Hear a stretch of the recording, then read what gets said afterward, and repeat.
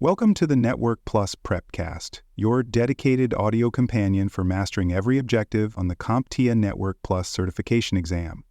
This series is produced by baremetalcyber.com. Some of the most disruptive network outages don't begin with an ISP failure or a device crash. They start with mismanaged traffic flow. Layer 2 and Layer 3 loops can bring a network to its knees, flooding it with unnecessary packets, overwhelming CPU and bandwidth, and rendering devices unresponsive. These problems usually arise from simple misconfigurations, bad cabling decisions, or a lack of fail-safes like spanning tree protocol. Once a loop begins, it doesn't stop unless manually interrupted, making rapid detection and mitigation essential. In this episode, we break down the mechanics behind three critical concepts: collision domains, broadcast storms, and routing loops. These issues often appear in real-world troubleshooting as well as on the Network Plus exam.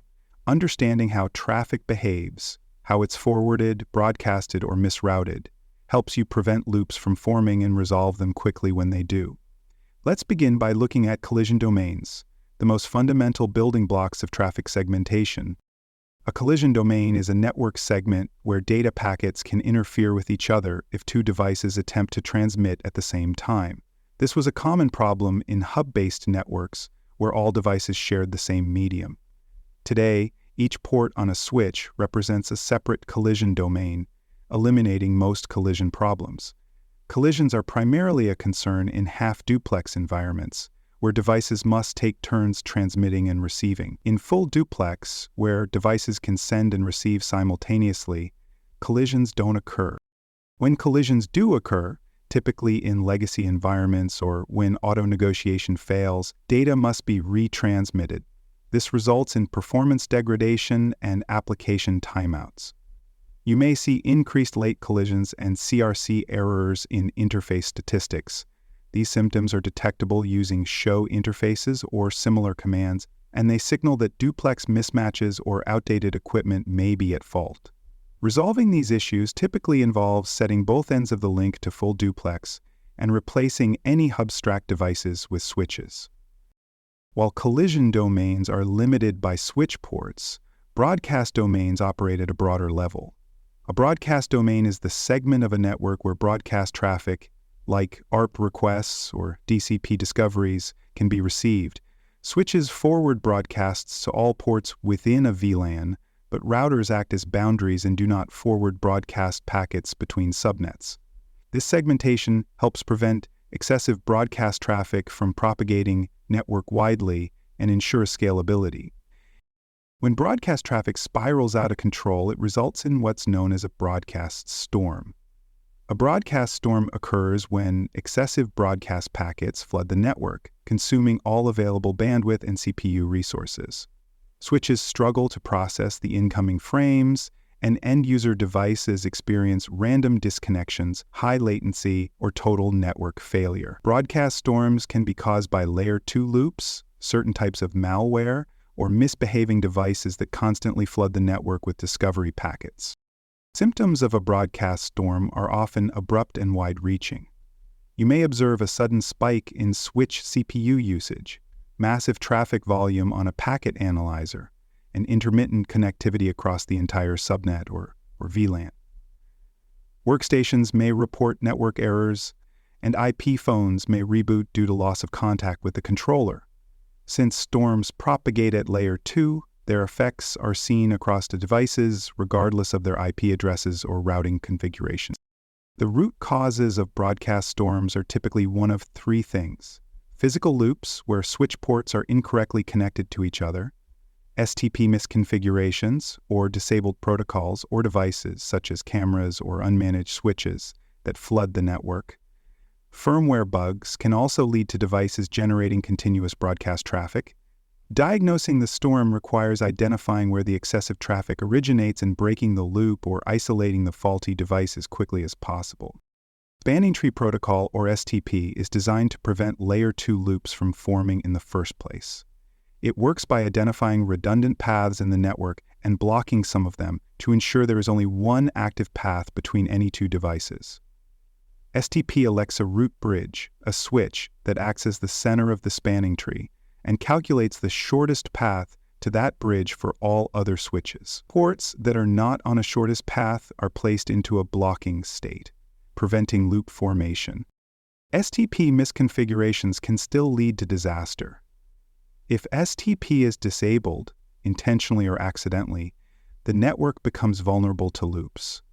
If a port is manually forced into forwarding mode, it may override STP logic and allow a loop to form. Another issue arises when the wrong switch is elected as the root bridge, perhaps one at the edge of the network or with insufficient capacity. Always ensure that SAB-stack STP is enabled, root bridge priorities are configured intentionally, and ports behave as expected. Commands like show spanning tree help identify the current topology and whether any ports are in a blocked or forwarding state. Finally, we move up to layer 3 to address routing loops. A routing loop occurs when packets are forwarded between two or more routers in a cycle with no exit. This typically happens when incorrect static routes are entered or when dynamic routing protocols miscommunicate path information. Without proper safeguards, packets can circulate endlessly until their time to live (TTL) value expires, resulting in unnecessary bandwidth usage and delayed or lost traffic. Routing loops can be difficult to diagnose because they mimic other issues like latency, intermittent drops, or poor application performance. Traceroute becomes a valuable tool here, often showing the same set of IPs repeating over and over. High CPU usage on routers, rapidly changing routing tables, and interface queues backing up are all indicators of a possible routing loop. When identified, loops must be stopped immediately by disabling affected interfaces, correcting route advertisements, or removing conflicting static routes. For more cyber content and books, please check out cyberauthor.me. Also, there are other podcasts on cybersecurity and more at baremetalcyber.com. Routing loops are often more subtle than their layer 2 counterparts, but can be just as disruptive. The symptoms include packet delay, sporadic drops, and excessive retransmissions. In environments running dynamic routing protocols, you might see routing updates flapping where the same route appears and disappears repeatedly. Or you may notice high CPU usage on routing devices. Traceroute output often reveals the telltale sign of a routing loop, a repeating sequence of router IPs as packets circulate endlessly. In some cases, packets will never reach their destination and instead expire due to their time to live, T/L counter reaching 0. To prevent routing loops, routing protocols implement various loop avoidance and detection mechanisms. RIP, for example, uses a maximum hop count of 15 to prevent routes from looping indefinitely. It also employs split horizon, which prevents a router from advertising a route back out the same interface it learned it on. OSPF and EIGRP, being more advanced, use topology databases and metric-based decisions to avoid loops. They also implement hold timers and loopback detection techniques that allow routers to suppress or dampen unstable routes. TTL values, route poisoning, and triggered updates further help keep loops contained and resolved quickly. Detecting routing loops involves analyzing both live and historical data. Start with traceroute and identify any repeating hops. Then check router logs and protocol debugging output to look for frequent updates, neighbor resets, or error messages. Compare the routing tables of adjacent routers using commands like show iproute to look for inconsistencies. Logs may show changes in advertised prefixes, route withdrawals, or protocol timeouts. If the same network is learned from multiple sources inconsistently, this could indicate a misconfigured redistribution policy or missing route filters between protocols. Isolation is a crucial technique when diagnosing loop conditions. In layer 2 loops, you can disable interfaces one by one to see when the broadcast storm stops. The goal is to break the loop without completely disrupting traffic. STP topology, commands such as show spanning tree, VN, VX, let you view the active topology and which ports are currently blocking or forwarding. On layer 3 devices, isolate routing loops by removing problematic static routes or shutting down specific dynamic protocol sessions.